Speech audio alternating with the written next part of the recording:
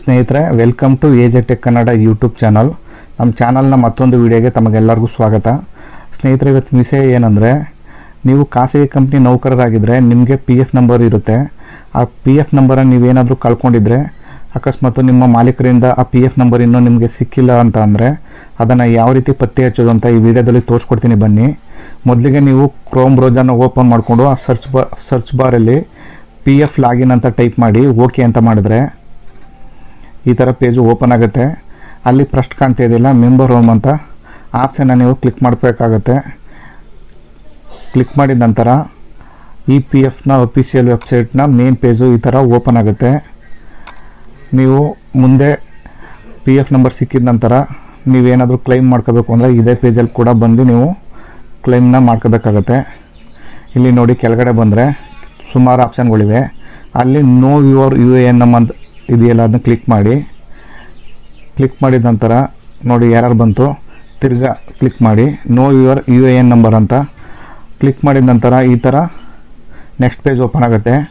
ಅಲ್ಲೇ ನೀವು PF ಕೊಟ್ಟಿರ್ತೀರಲ್ಲ ಆ ಫೋನ್ ನಂಬರ್ನ ಹಾಕಬೇಕಾಗತ್ತೆ.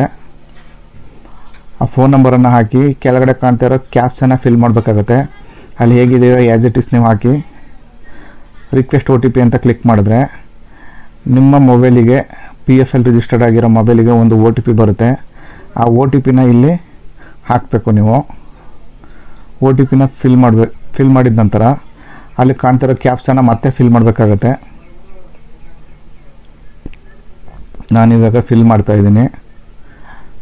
ಫಿಲ್ ಮಾಡಿದ ನಂತರ ವ್ಯಾಲಿಡೇಟ್ OTP ಅನ್ನೋದ್ರ ಮೇಲೆ ಕ್ಲಿಕ್ ಮಾಡಿದ್ರೆ ನಿಮ್ಮ OTP ಸಕ್ಸಸ್ಫುಲ್ಲಾಗಿ ವ್ಯಾಲಿಡೇಟ್ ಆಯಿತು. ನಂತರ ಹೀಗೆ ನೆಕ್ಸ್ಟ್ ಪೇಜ್ ಓಪನ್ ಆಗುತ್ತೆ.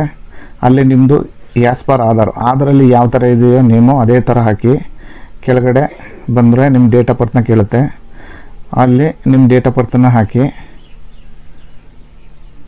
ಡೇಟ್ ಆಫ್ ಬರ್ತನ್ನ ಹಾಕಿದ ನಂತರ ಕೆಳಗಡೆ ನಿಮ್ಮ ಆಧಾರ್ ನಂಬರ್ನ ಹಾಕಬೇಕಾಗತ್ತೆ. ನಂತರ ಅಲ್ಲಿ ಕಾಣ್ತಿರೋ ಕ್ಯಾಪ್ಷನ್ನ ಫಿಲ್ ಮಾಡಬೇಕಾಗತ್ತೆ. ತುಂಬ ಸಿಂಪಲ್ ಇದೆ ಸ್ನೇಹಿತರೆ. ನೋಡಿ, ಶೋ ಯುವರ್ UAN ಎಲ್ಲ ಫಿಲ್ ಮಾಡಿದ ನಂತರ ಓಕೆ ಅಂತ ಮಾಡಿದ್ರೆ ನೋಡಿ, ಇಲ್ಲಿ ನಿಮ್ಮ UAN ನಂಬರು, ನಿಮ್ಮ PF ನಂಬರು ಶೋ ಆಗ್ತಾಯಿದೆ. ಇದನ್ನು ಕಾಪಿ ಮಾಡಿ ಸೇವ್ ಮಾಡಿ ಇಟ್ಕೊಳ್ಳಿ ನಿಮ್ಮ ಮೊಬೈಲಲ್ಲಿ. ಫ್ಯೂಚರಲ್ಲಿ ಬೇಕಾಗುತ್ತೆ. ಇದಿಷ್ಟು ಸ್ನೇಹಿತರೆ ಮಾಹಿತಿ. ಇಲ್ಲಿ ತನಕ ನಮ್ಮ ಚಾನಲ್ನ ಸಬ್ಸ್ಕ್ರೈಬ್ ಮಾಡ್ಕೊಳ್ಳಿ. ಏನಾದರೂ ದಯವಿಟ್ಟು ಸಬ್ಸ್ಕ್ರೈಬ್ ಮಾಡ್ಕೊಳ್ಳಿ.